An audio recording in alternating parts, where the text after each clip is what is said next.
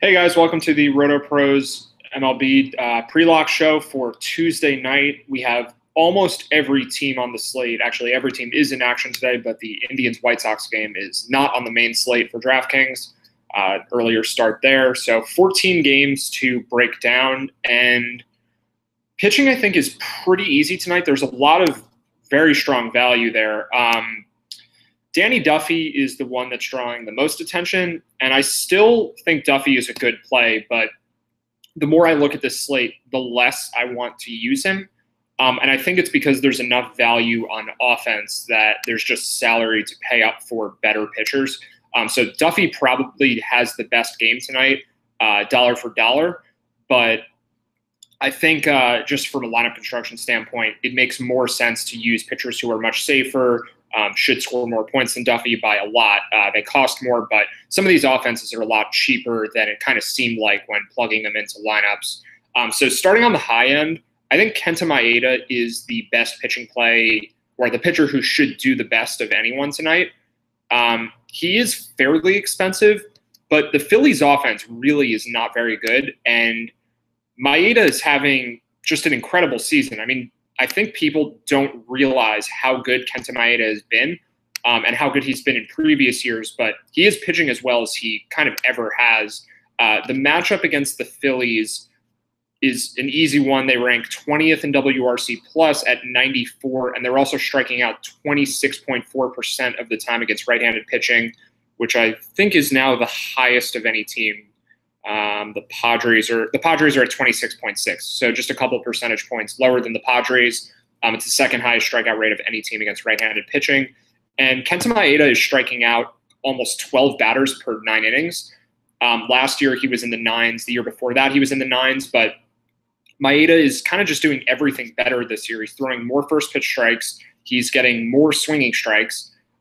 He's giving up less contact both in the zone and outside the zone. Overall, his contact percentages are down across the board.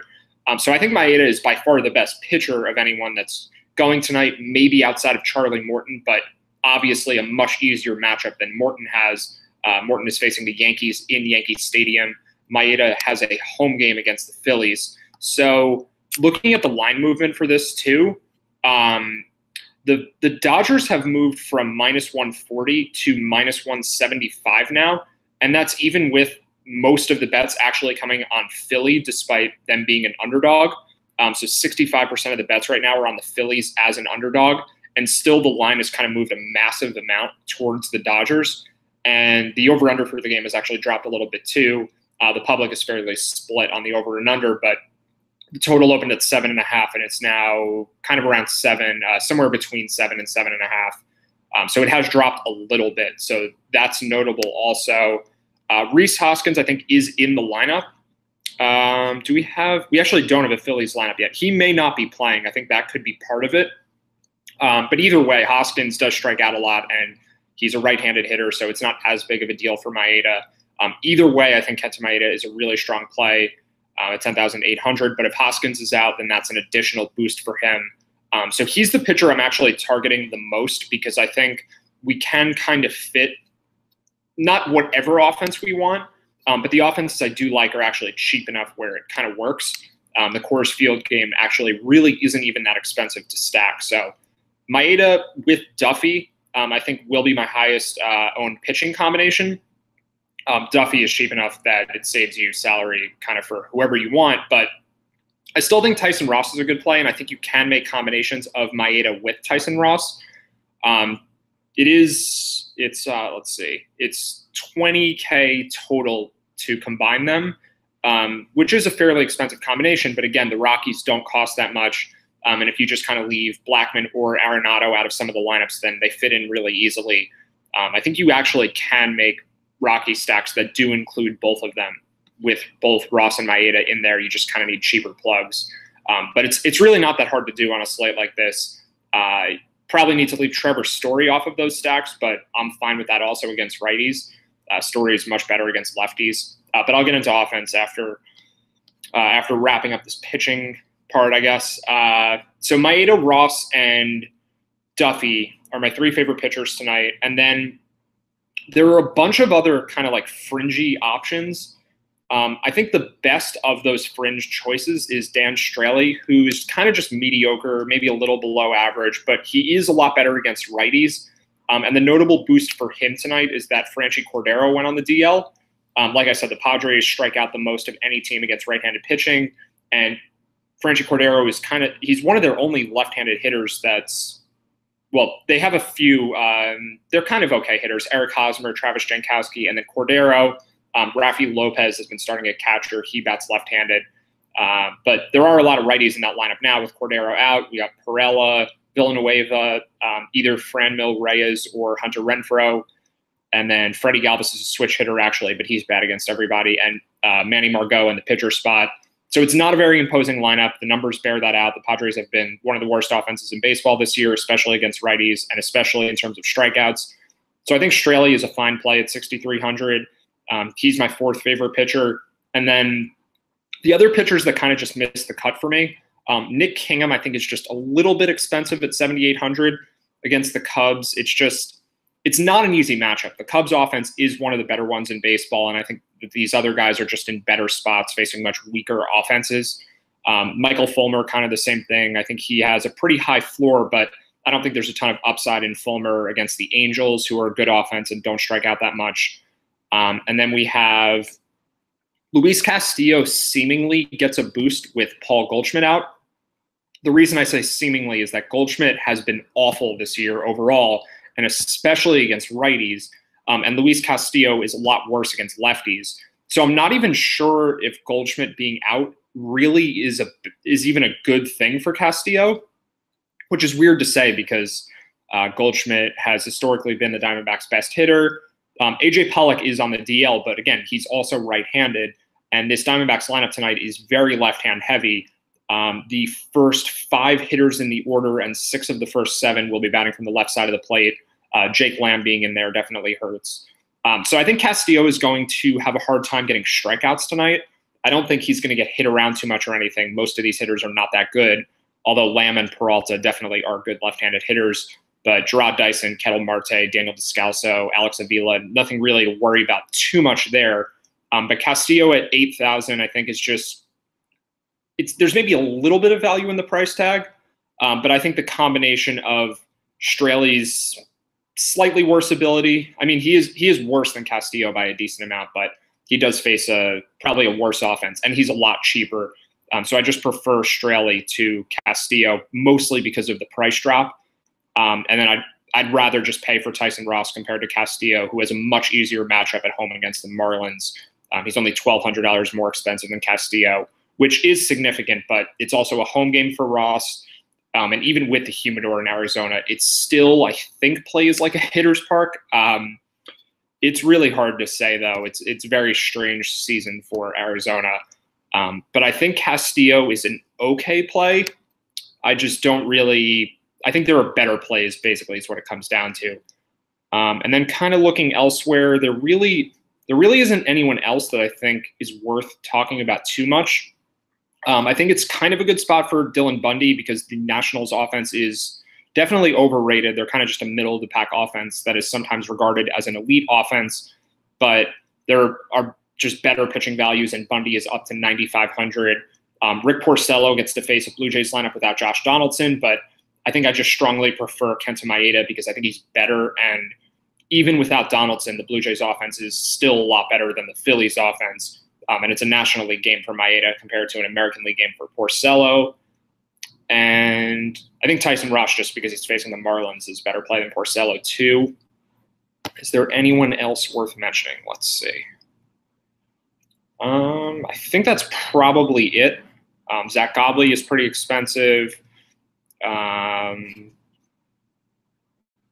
Yeah, I think that's it. I think Felix Hernandez could draw some interest against the Rangers, but the Rangers are a lot better against righties. Their whole lineup basically is left-handed, and Felix has just been terrible this year. He's getting older. His velocity's down, so no interest in Felix at 6,900. I'd much rather use Straily. Probably even prefer Michael Fulmer to Felix. And I think even independent of price, Danny Duffy outscores Felix tonight. So in order of priority, I think Maeda number 1, Duffy number 2, Ross number 3, Straily number 4, and I don't think I would roster any other pitchers. So moving into offense. Okay. We've got the Rockies at home against Jeff Samardzija in Coors Field. This is the best spot of the night, even though the Rockies are really bad against righties. Samardzija has been as bad of a pitcher as basically anyone this year. He's throwing slower. He was dealing with a shoulder injury earlier in the year, and it seems to be affecting him still. But it's not like Samardzija was good last year, and the Rockies just don't cost that much. I mean, Charlie Blackmon and Nolan Arenado are in the mid-5,000s, and that's kind of just status quo for them. So I think they're always decent plays as long as the weather is decent at Coors Field, and it does seem to be fine for tonight. Temperatures are in the 70s, so pretty standard for them. I don't think there's a ton of value in those price tags, but I definitely would include them in stacks. The value really here comes from, I think it's three guys. Gerardo Parra, 3,500 batting second. Carlos Gonzalez, 3,900 batting fourth. And then Ryan McMahon, 2,700 batting seventh. Those are my three favorite Rockies players, I think. They're the three players I want to have the most exposure to for the night. And then if you're stacking the Rockies, which I do think makes plenty of sense, include Blackmon, include Arenado. I think Story can make some of these lineups. He's a lot worse against righties, and the Giants did use both of their left-handed relievers last night for extended appearances. Will Smith and Tony Watson both pitched over an inning. I think Watson actually pitched 2 full innings. So Story may not see a lefty in the game tonight, so I'm a little cautious of that. But I think Story is okay to have. If you're making enough Rocky stacks, he probably should be in at least a couple of them. Ian Desmond, sort of the same situation. It's Coors Field. Anyone can hit at Coors Field. Desmond is a terrible player, but I think he could be okay to have in some of these stacks. I definitely prefer Ryan McMahon, though, at first base. Even independent of price, I think McMahon is a better play. And then Chris Iannetta at catcher, 3,400. He'd be better if it was against the lefty, but I think Iannetta is kind of the same thing as Desmond and Story. Just include him in stacks only, but still limited exposure to him. So in order of exposure, I think I would have Cargo the most, McMahon the second most, Parra the third most, then Blackmon, then Arenado, and then just kind of sporadic exposure to the rest of the Rockies. On the other side of this game, we have the Giants against Kyle Freeland, who has been a lot better this year, and he actually was decent at home last year. But having said that, the Giants' offense doesn't cost that much.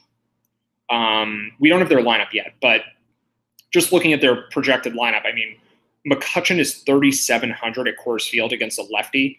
Posey's 42. Longoria's 37. Gorgas Hernandez has hit really well lately. 3,800 for a leadoff hitter is fine. So Giant stacks are pretty cheap. The priorities here, though, kind of just because of how they fit in other stacks. I think Posey and McCutchen are the two best plays. Longoria has actually been a reverse splits hitter for a couple of years, but for a Giant stack, I think he's fine. Brandon Belt is really expensive, but he's been incredibly good this year. So I wouldn't plug Brandon Belt, but in a Giant stack, I wouldn't leave him off either, even against a lefty. Brandon Belt's a good enough hitter that at Coors Field for 5,300, I still think you can have a little bit of him if you're making Giant stacks. And then we have Mac Williamson, potentially Brandon Crawford. Kind of need to see who else plays for the Giants, but I think you could mix in a bunch of these Giants guys because it's Coors Field, and I don't know, anyone should be expected to do well at Coors Field. So beyond the Coors game, there are a few offenses also that are in really good spots. The Red Sox are facing Marco Estrada at home, but Mookie Betts is out, and Estrada is a reverse splits pitcher, so the Red Sox are worse against lefties, and I think that kind of manifests also against a reverse splits righty. The Red Sox do have a pretty left-hand heavy lineup tonight because Betts is out. I think Brock Holt is in there for him. Positions are kind of mixed up a little bit. Dustin Pedroia is back off the DL, but the guy I like the most on Boston is JD Martinez. 5,200 is just, I mean, for his home run upside and the amount that Estrada allows, I think Martinez is fine. I think Bogarts is a little bit cheap also, so I would maybe just use the two of them together in some lineups. But I don't have a ton of interest in full Red Sox stacks. I probably wouldn't make any of those. Let's see. Other teams with really high expected outputs. I think there really aren't too many. I think for stacks on the high end, it's Rockies and Giants, and I think Red Sox for plugs. So there are a few contrarian stacks that I do think make some sense that I think a lot of people won't be on. But for the kind of obvious plays, I think it's really just those three teams, and not really the Red Sox anyway, more so just for plugging them in. So we've got the Orioles against Jeremy Hellickson. I think this is a really interesting spot because Hellickson was as bad as any pitcher in baseball last year. And this year, he's been really good. He has a 2.13 ERA, I think is the number. And he has a 2.98 FIP, 3.14 xFIP. It's only 7 starts, but he's been very good. Last year, Hellickson's numbers were all in the mid-5s, though. So it's kind of hard to figure out how much to buy into this. But the Orioles are reverse splits hitting right-handed batters with a park advantage and home field advantage against a right-handed pitcher who may just be a little bit gimmicky. Maybe this current success just isn't sustainable, and Hellickson's throwing a new knuckle curve that maybe hitters just haven't seen enough yet to adjust to, but over enough time, it's not really a good pitch, and maybe he'll just start getting hit around again. I really don't know, but the line movement here is definitely a very strong indicator. It's as strong as anything tonight, maybe outside of the Kenta Maeda indicators. So the public is 75% on the Nationals side. But despite that, the Orioles have moved from plus 110 to minus 115. So it's a pretty significant line movement. And the total has risen from 9 to almost 9.5, despite 42% of the bets only on the over. So the Orioles offense is getting a lot of indicators from the sharps in Vegas. And I think it does make sense to kind of buy into that. Normally, I wouldn't just blindly follow this, but Hellickson is such an unknown that I think we should use this as the indication of what to do here, because it's really hard to figure out subjectively what to make of Jeremy Hellickson this season. He's been really good, but he was so bad last year, and his track record is kind of just mediocre.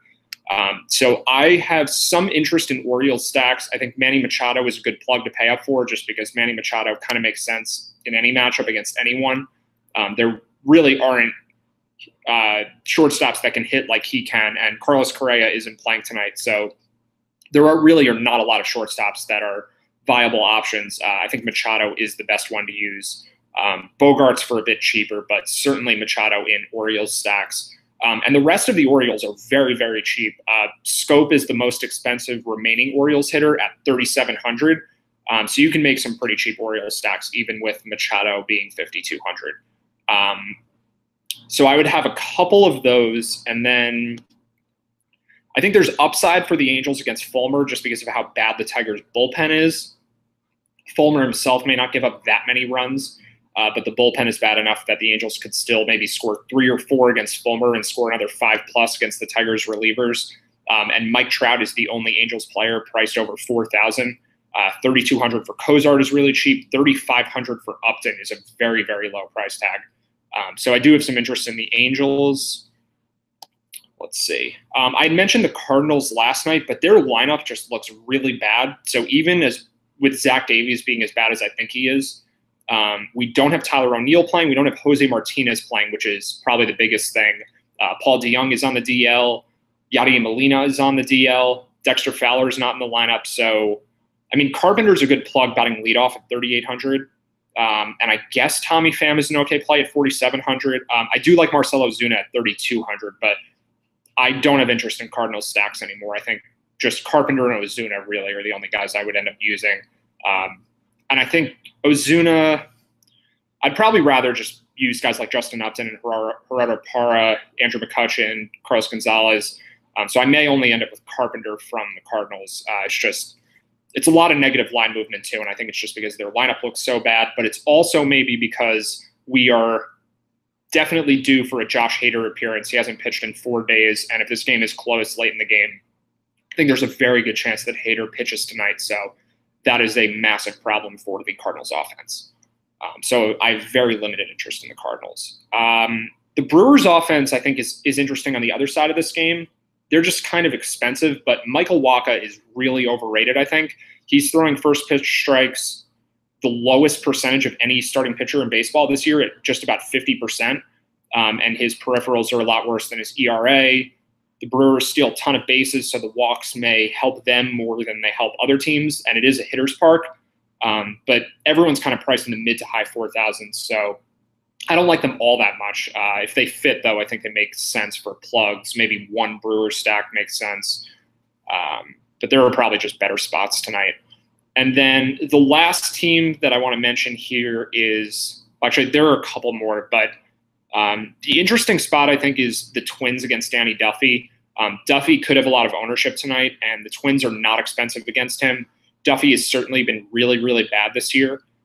So Dozier's 3,900, Sano's 3,900, Escobar's 4,100, Rosario 41, Kepler 35. I mean, this is not an expensive offense, and they are a decent offense facing potentially a well below average starter and a very, very bad bullpen.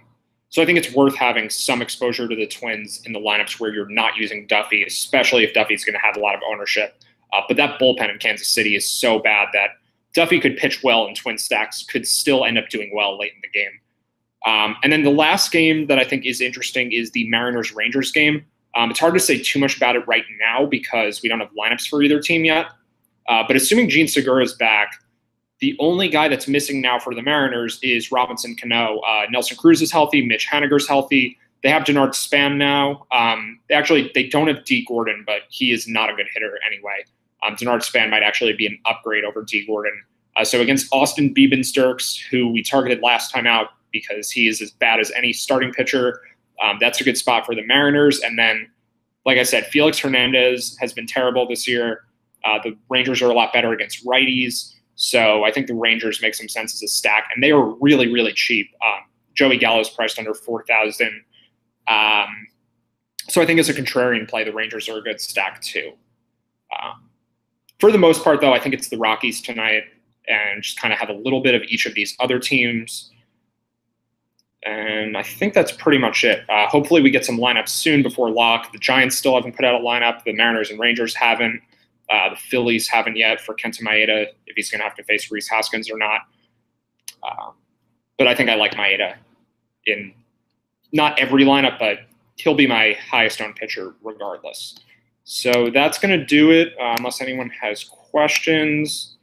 But I think that will wrap it up. All right, so good luck to everyone tonight. Back same time tomorrow, and see you then.